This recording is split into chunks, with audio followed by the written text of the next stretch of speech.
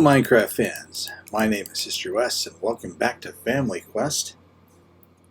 I am putting the finishing touches on, well, I won't say that, I'm building the last leg of this massive minecart track that I've been working on for some time. And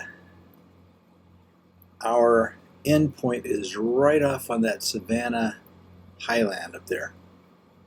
So it won't be long before we have reached it.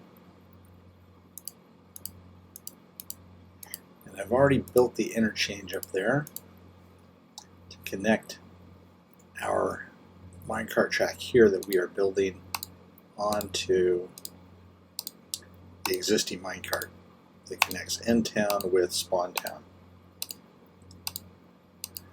So while I am working today, I thought I would talk about Minecraft lore, because I have been watching Game Theory on YouTube. Really fascinating channel, and I'll put a link to it in the description below. And they have done a lot of videos about Minecraft lore, and some of the stuff is pretty interesting. It's all pretty interesting. Some of the stuff is like right on, I think. Ties in really well with Minecraft. And other parts of it, I think they're off by quite a bit. So, let's talk about Minecraft lore. Let's start with the ancient builders. Now, they have posited on Game Theory that there was an ancient race of builders, and I think that's fairly obvious. They left behind some ruins, notably the ocean monuments and the end strongholds. But since everything else that they built in the overworld is gone, I think we would have to say that they have been gone for tens of thousands of years at the very least, and I think it's probably more like millions of years, and I'll explain why in a minute. Now, Steve is one of the ancient builders, or he is a reincarnation of an ancient builder, or he is a new member of that race, whether he spawned in from another dimension or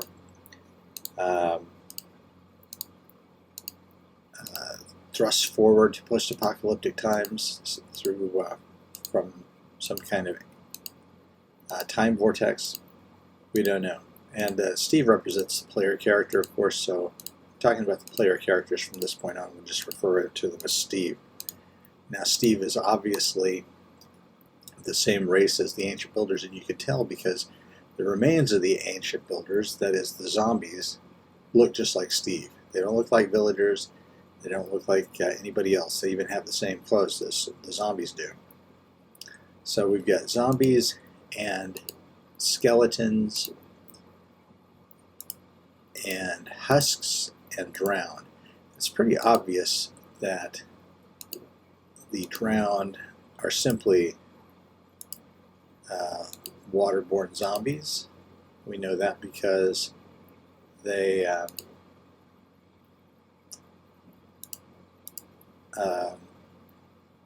if you put a zombie in the water, it turns into a drown.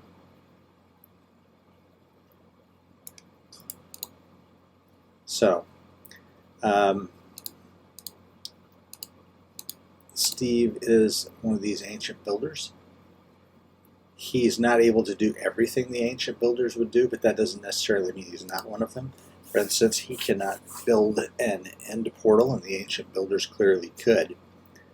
But if I were to be thrust forward in time to post-apocalyptic world, I would not be able to build an iPhone, for instance, even though I'm the same race as the people who built the iPhones. We're humans.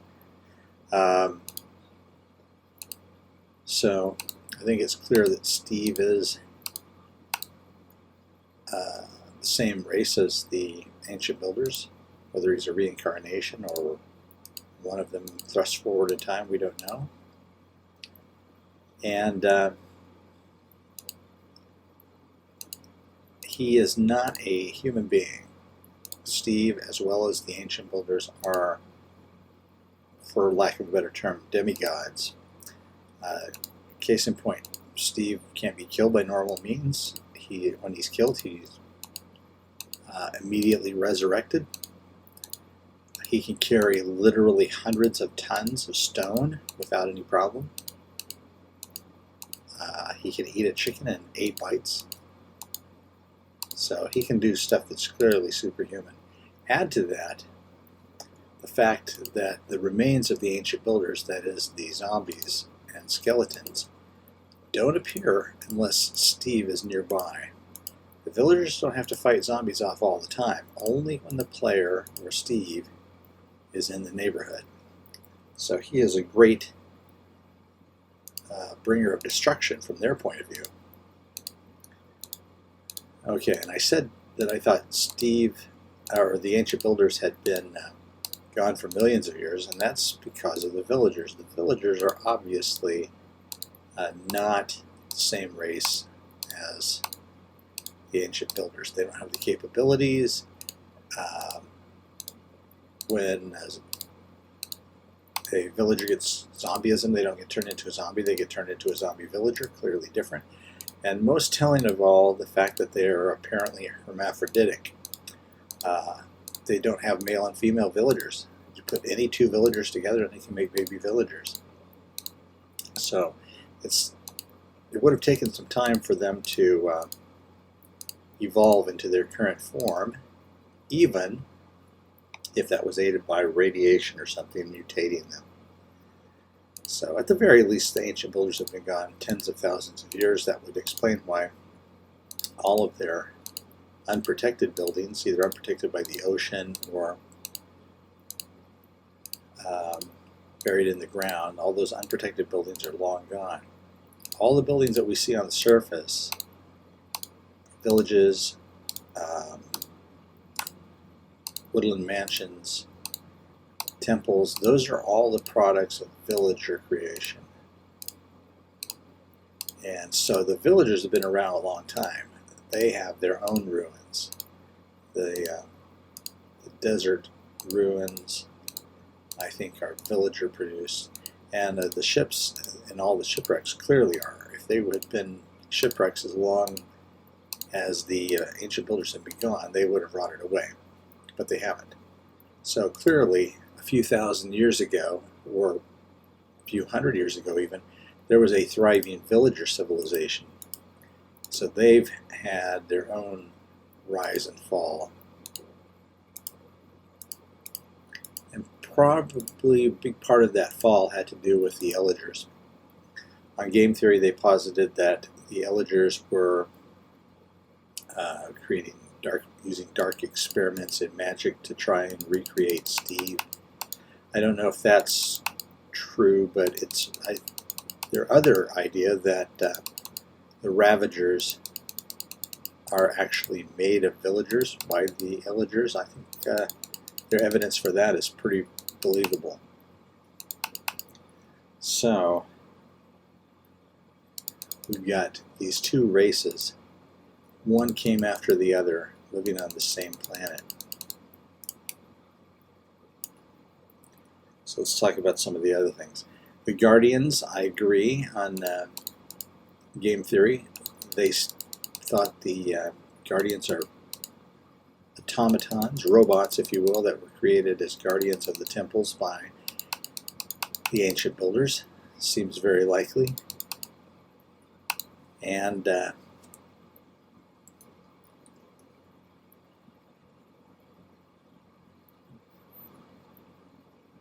let's see. You can almost see our minecart track up there in the distance. We're pretty close. Okay, let's talk about the Nether, since the Nether has been reworked. I was really kind of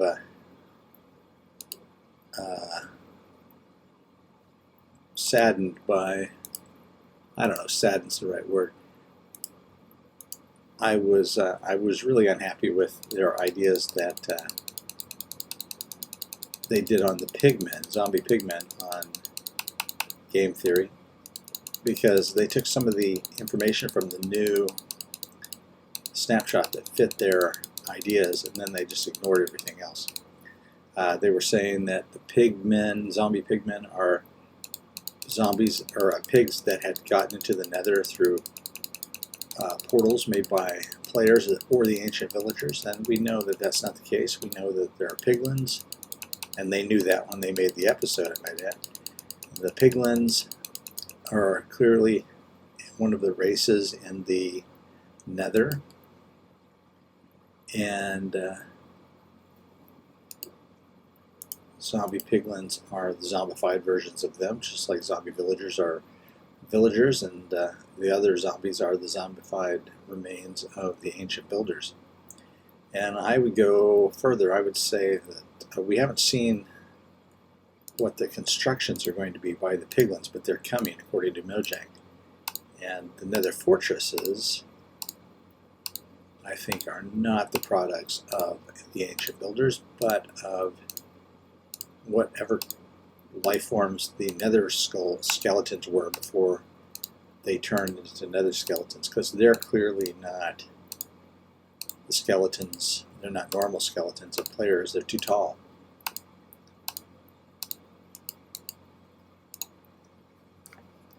So that brings us to the end. They were talking about the end cities being the products of the ancient builders, and the Endermen being the ancient builders that were warped over time by the nether fruit. And I don't know if the Endermen are warped over time, or are the remains of the ancient builders. I tend to think not, but I'm not sure about that. But I don't believe the ancient builders built the end cities. They're just too alien. They don't fit the aesthetic of, say, the ocean monuments or the strongholds. Yeah, there are chests full of stuff in there, but not a lot of it. It's just like a chest with a few random things from the earth. Those are things that could have been taken from villagers, for that matter. They could have been recently acquired in the overworld.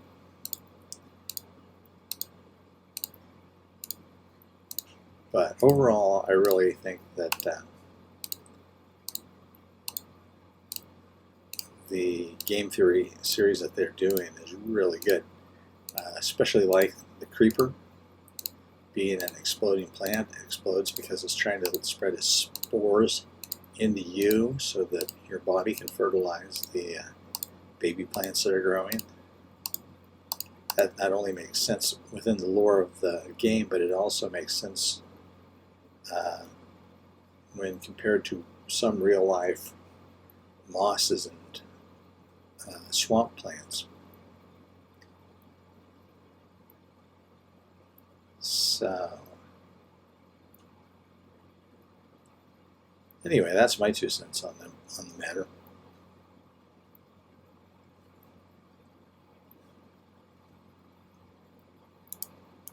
I've been working on this minecart track for what seems like 100 years. Family Quest is my main world, but Wes's world is my oldest world. So when I'm getting bored of something on here, I can flip over to there and play. Or if I just want to do something totally that's my own and nobody else can say a word about it, I do Wes's world. Whereas Family Quest, I'm sharing it with some of my family members.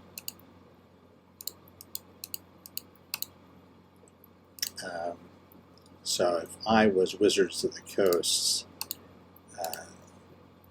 Family Quest here would be my Forgotten Realms, and Wes's world would be my world of Greyhawk.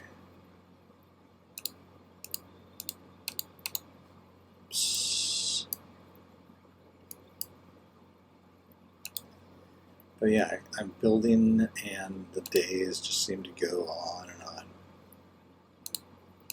It's another thing Steve can do. He can go days without sleep, really.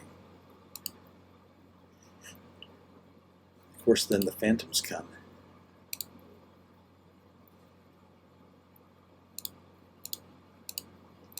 Yeah, even when I'm working out an elevated thing here, I don't like to work too late into the night because it's entirely possible that a skeleton gets spawned and just shoot you off of there.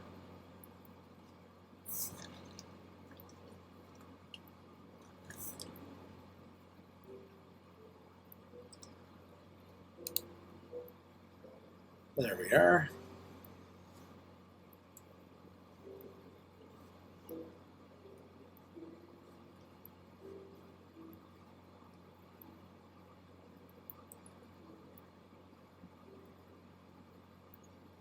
When I get done with this, I'm going to just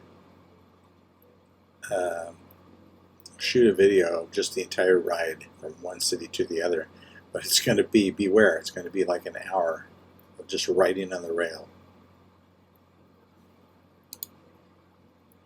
I'll have to find something else to talk about, like our game lore. So, we've got a few more minutes today. What are we going to talk about? Let's talk about quarantining. The age of COVID-19. We're in the middle of a pandemic. I'm feeling a little nervous about it because oh good grief. I just recently came out of the hospital. I had a heart catheterization, which means they poked a wire into my heart and cleaned out an artery that was blocked. And so I'm one of those people that has an underlying health problem, and I'm fairly old. So I'm being careful, doing a lot of washing of hands and stuff like that. But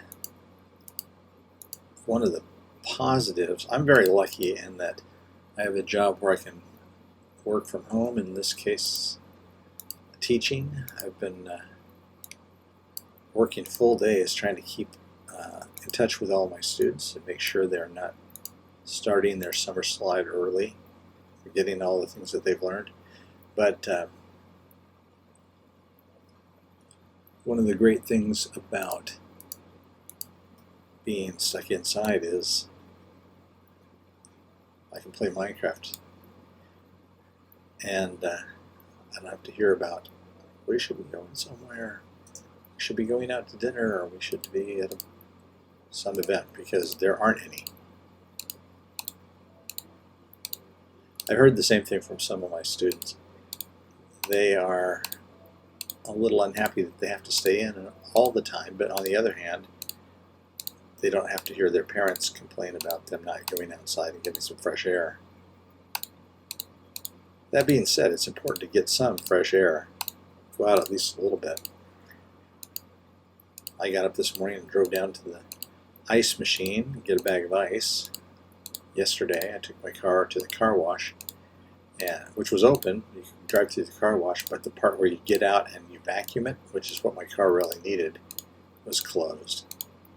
I'm going to have to hook up my little car vacuum at home and vacuum it out probably tomorrow. In addition to it being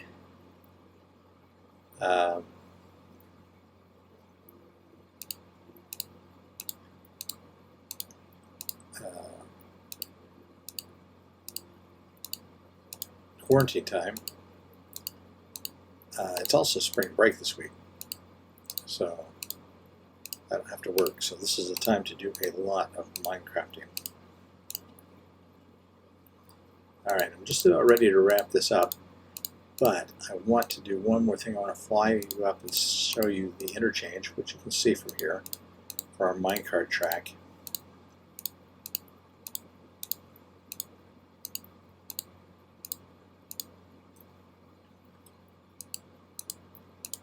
Where did I stop? Okay.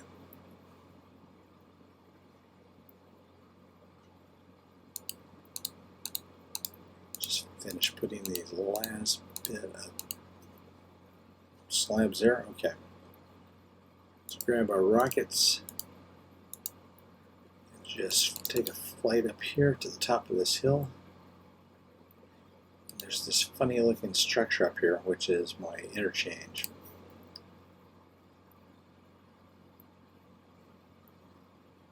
Now, I will tell you, I tried 3 different tutorials and could not get one that worked properly. I had one that worked fine from this way.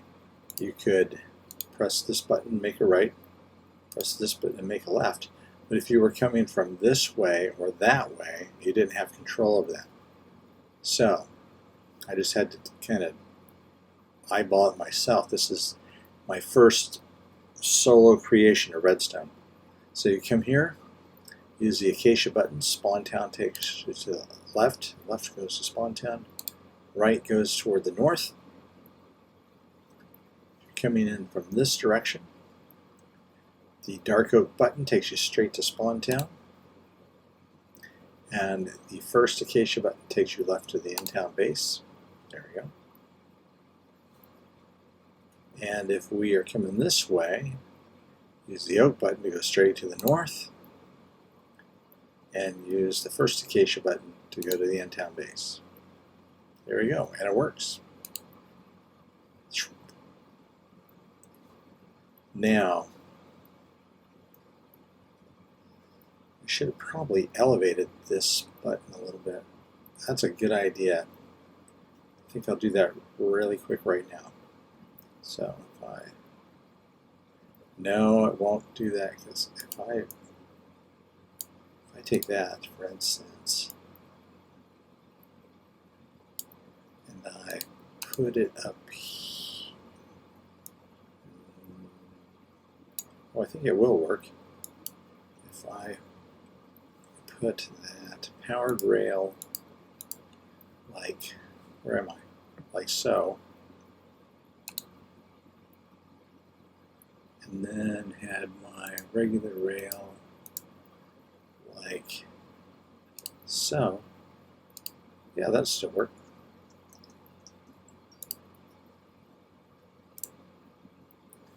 So I just need to put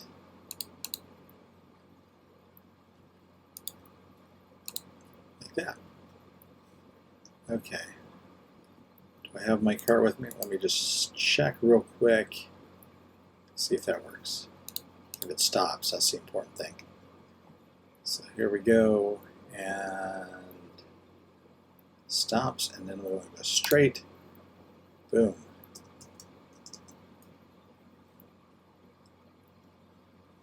And we lose our minecart up on the hill. Okay. Well, that's all we have time for today. Thanks for joining me on this little building expedition, along with some philosophical thoughts on COVID-19 and the lore of Minecraft. If you enjoyed this video, please press that like button. If you have some ideas of your own about the lore of Minecraft, feel free to leave it in the comments. I'd love to hear it.